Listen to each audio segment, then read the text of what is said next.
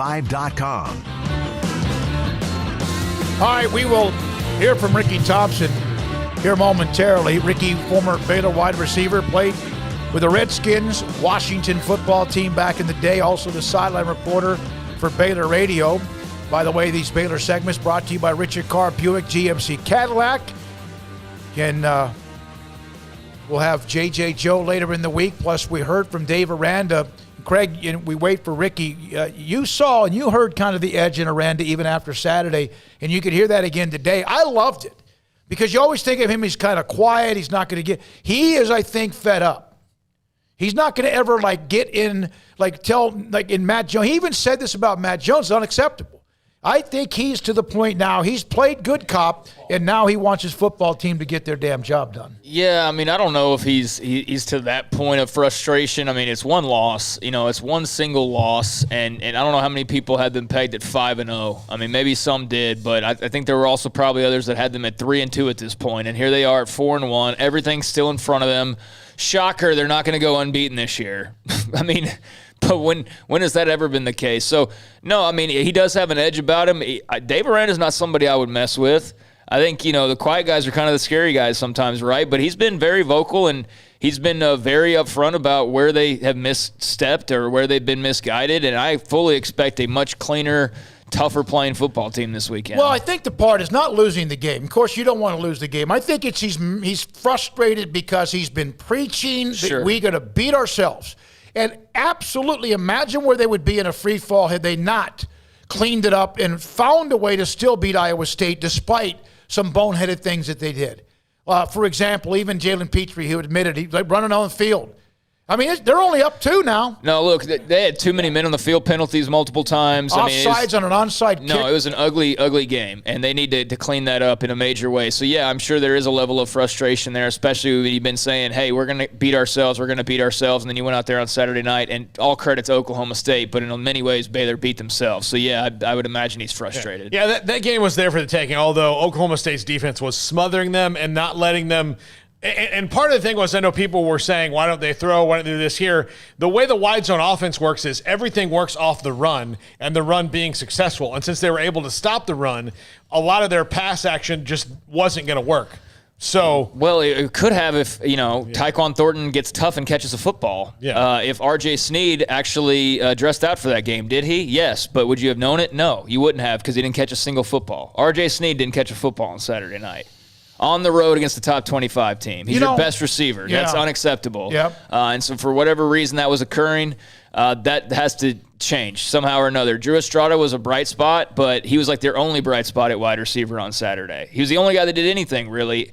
And, the running game finally clicked there late. But, yeah, there's a lot of missteps. There's a lot of things that they did to hurt themselves. And, just some of the stuff is going to be a result of what Oklahoma State does. Some of it's just going to be you didn't play all that well. But, too many men on the field, not getting play calls in, stuff like that. That's on the coaches, that's on everybody, and that's where they really were a mess on Saturday night. And here's the problem. It's not the first time they've had 12 men on the field. It's not the first time they've had the play clock running out. And at times it's going to happen. That's why, in fact, Armstrong, do you have the second comment that I sent, or Paul, that you sent him about the coaching staff?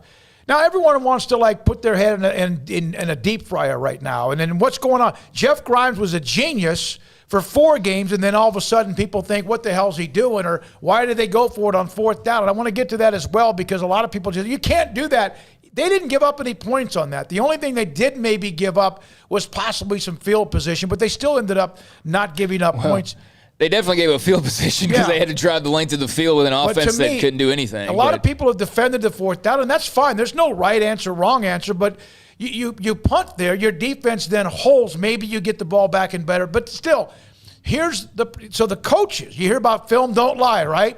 Players have to look at evidence. It's like forensics. Well, the coaches do too. And I asked Dave Aranda about how that went on Sunday.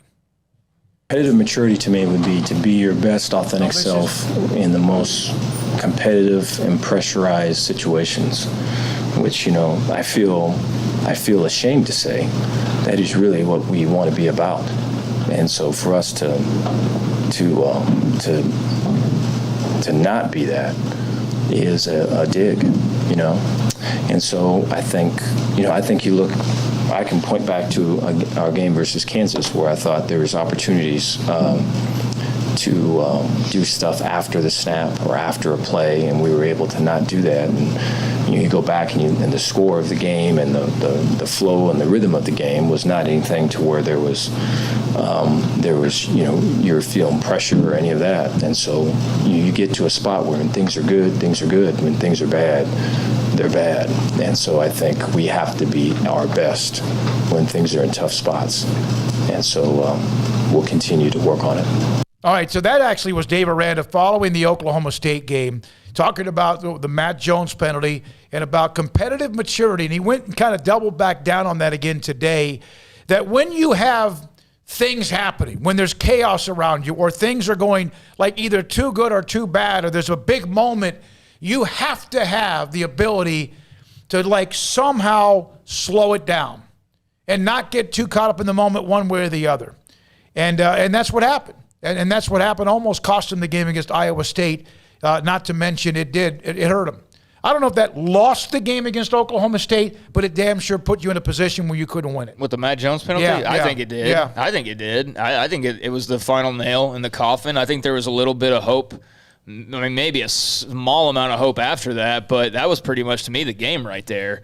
That just that ended it. Yeah, that was the game. Yeah. That's what you were asking, right? Yeah, that was the game. So, I mean, you had a few seconds after that or whatever, but I mean, that was it. So, can't do it. I mean, just can't do it. You know, I saw some people like kick him off the team and things like that, and I don't think that's going to be the case.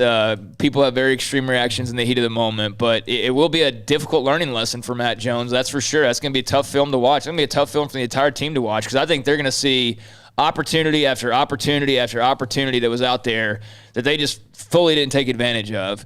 Or, you know, like, for example, when they're running into the line over and over again, it's easy to say that Jeff Grimes is calling crappy plays. But if you look at the film and there's one block that wasn't made, and that's why they didn't spring for a 20-yarder, that wasn't the play call then. That was the execution. And I think the execution was probably not the first thing that people thought of on Saturday night. They thought, like, oh, it's the play calls. But in hindsight and in listening to Aranda, it seems to me like it wasn't so much schematically what they were trying to do. It sounded like there were openings there, but they just couldn't make plays, and they couldn't do their jobs often enough to execute those plays. They had opportunities.